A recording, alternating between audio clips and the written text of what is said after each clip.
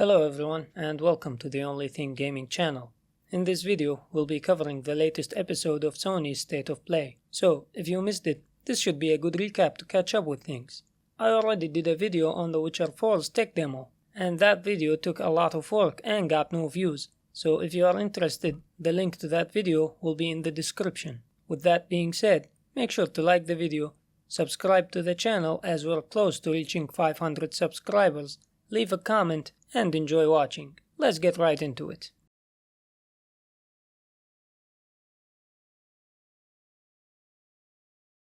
State of Play was broadcasted on June 4th. It started with Lumen's Arise, a puzzle game from the developers of Tetris, which is set to come out this fall in 2025 for PS5 and PSVR 2.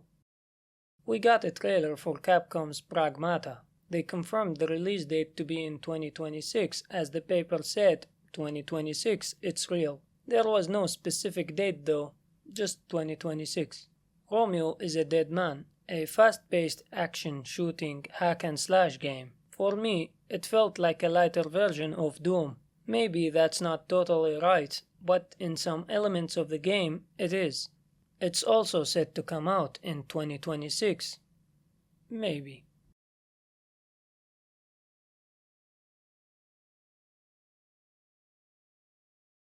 They also talked more details about the game. The main character, Romeo Stargazer, is an FBI investigator with a cool name who tracks down wanted criminals in space.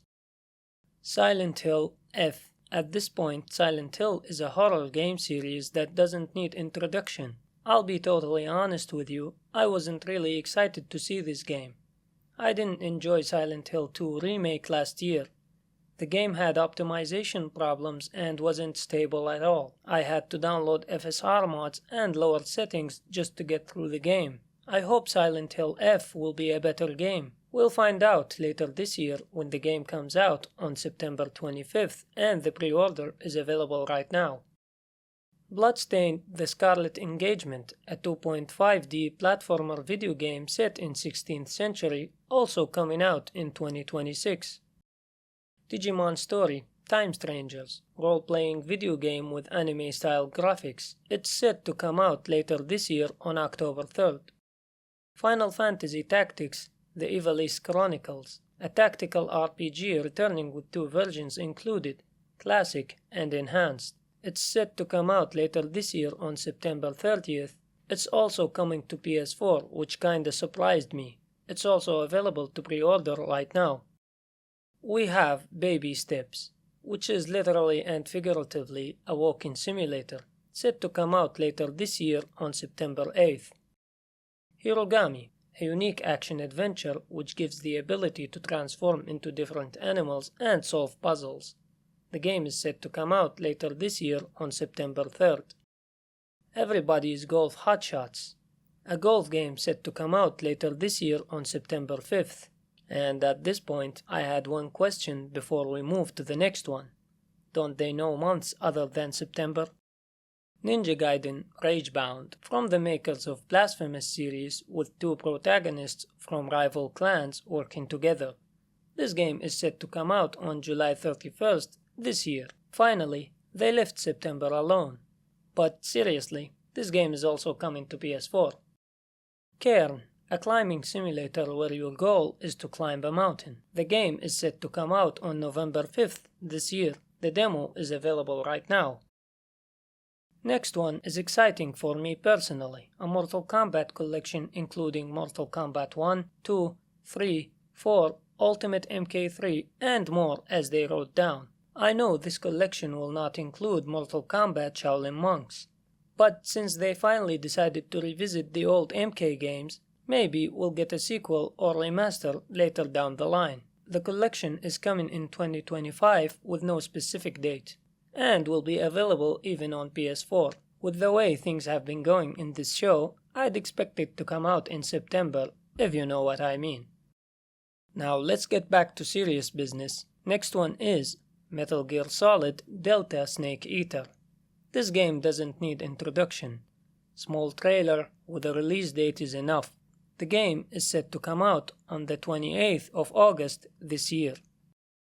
They announced Neo 3, the latest installment in their action RPG franchise.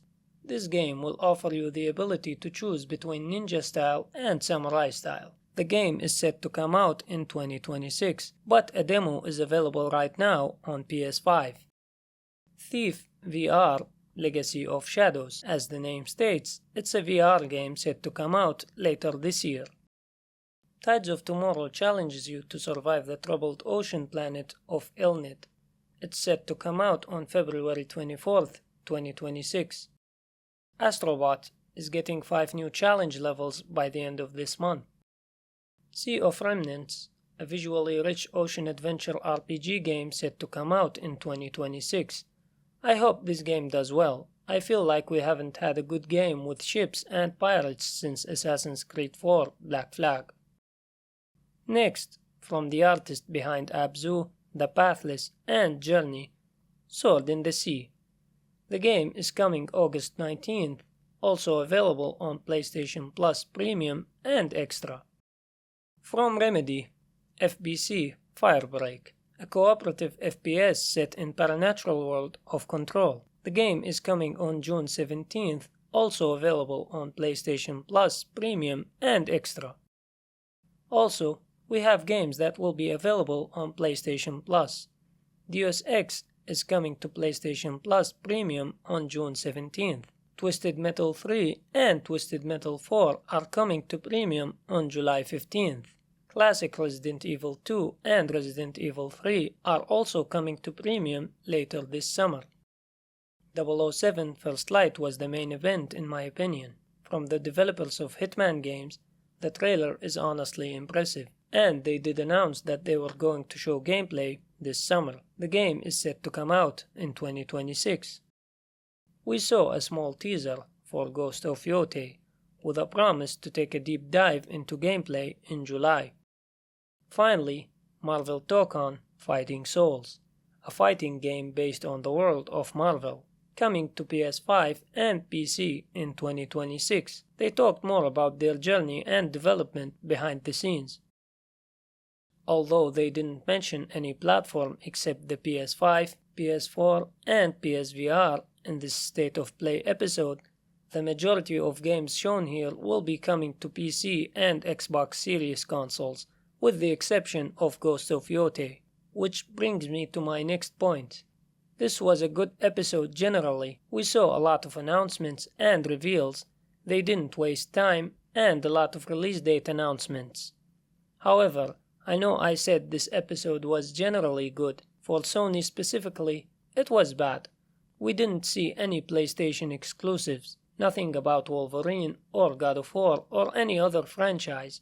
Even Ghost of Yotei didn't get a full extended trailer.